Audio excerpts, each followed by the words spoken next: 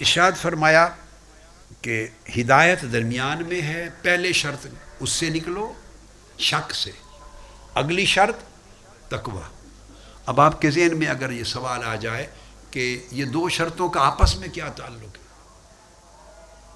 ہدایت سمجھ آ گئی تو ادھر ریب ہے، شک ہے، اور ادھر تقوی، ان کا کیا تعلق ہے، وہ بھی سمجھ لیں بیٹے۔ ہدایت کا نام میں نے کہا تحقق ہے، اور شک کیا ہے؟ تردد ہے، اور جو تقوی ہے وہ تمسک ہے۔ تقوی کیا ہے؟ تمسک، اللہ کے حکم کا، اللہ کا دامن تھام لینا، پکڑ لینا، کچھ ہو جائے چھوٹنا نہیں، گھسیٹتے رہے حالات گھسیٹتے رہے، آپ کو دامن نہیں چھوڑنا۔ جو اس نے حکم دے دیا وہی کرنا ہے، جس سے منع کر دیا وہ چھوڑ دینا، یہ تمسک ہے۔ جس سے وہ راضی ہو گیا بس اسی راہ پہ چلنا ہے، جس راہ پہ چلنے سے ناراض ہوتا ہے اس پر کبھی قدم ہی نہیں رکھنا۔ جس کام سے وہ خوش ہے وہ کرنا ہے، جس سے وہ ناراض ہوتا ہے یا اس کی ناراضگی کا امکان بھی ہے تو وہ چھوڑ دینا ہے۔ یہ امر ہے، وہ نہیں ہے۔ تو جب اتنے یقین کے ساتھ آپ اس کو پکڑ لیتے ہیں تو تمسک ہے، اور تمسک تردد کی حالت میں نہیں ہو سکتا۔ تمسک تردد کی حالت میں، جب یقین کامل ہوگا تو تمسک ہوگا، آدمی تب چمٹے گا کسی سے۔ پھر کوئی دھتکارتا بھی رہے، پھینکتا بھی رہے، جب سمجھ آ گئی کہ حق یہی ہے تو دھتکار دے، منہ ادھر کرے، چہرہ کرے نہ کرے، بلائے نہ بلائے، دے نہ دے، لے لے نہ دے، عمر بھر ترسائے، جیسا چاہے وہ کرتا رہے۔ جب پتہ آگے چل گیا کہ حق وہی ہے پھر بندہ چھوڑتا ہی نہیں۔ تو مجھے 100 دھکے دے دے میرے مولا، مجھے نہ ڈال لقمہ، پھینک دے، کچھ کر، میں نے در نہیں چھوڑنا، مجھے پتہ چل گیا نا کہ در یہی ہے۔ اب آپ سمجھ گئے نا بات کو جی؟ تو جب یہ اس درجے کا یقین ہوتا ہے تو تب ہی ممکن ہے تمسک، تب ہی تمسک ممکن ہے، ورنہ اس درجے کا تمسک کوئی کر ہی نہیں سکتا۔ کہاں تک چمٹے گا؟ خواہش آج پوری نہیں ہوئی، ایک دعا پوری نہیں ہوئی، دوسری نہیں ہوئی، تیسری نہیں ہوئی، 500 دعائیں، 1000 دعائیں، 10 سال گزر گئے، ایک بھی نہیں پوری ہوئی۔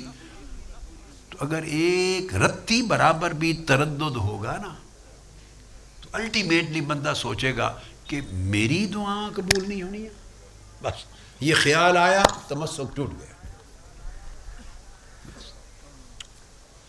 تمسک میں آپ نہیں رہتے، میں نہیں رہتا، میرے ساتھ یہ ہوا، میں ہی، بیماریاں میرے واسطے ہی لکھیاں نے، تکلیفاں میرے واسطے ہی لکھیاں نے، کمزوریاں میرے واسطے لکھیاں نے، محرومیاں میرے واسطے ہی لکھیاں نے۔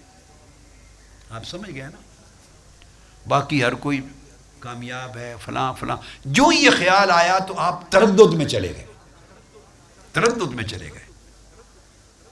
اس لیے تردد اور تمسک دو متضاد چیزیں ہیں۔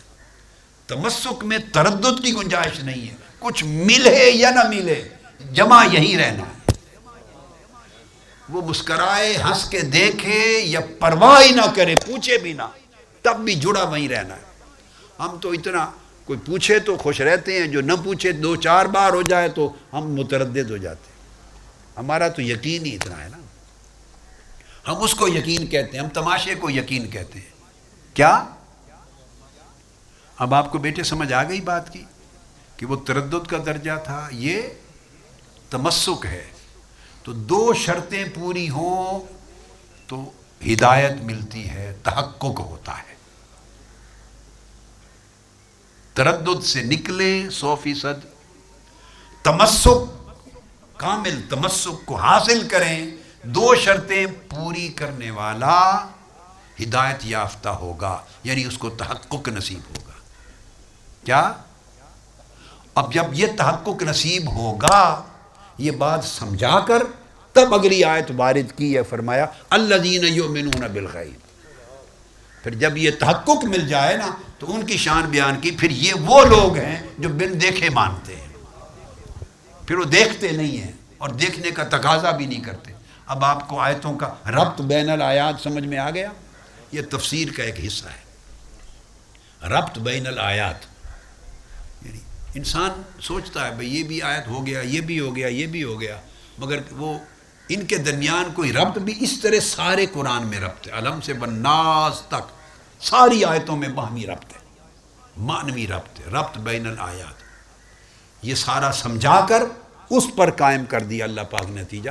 اور یہ وہ لوگ ہیں جو الذین یؤمنون بالغیب، جو بن دیکھے ماننے والے ہیں.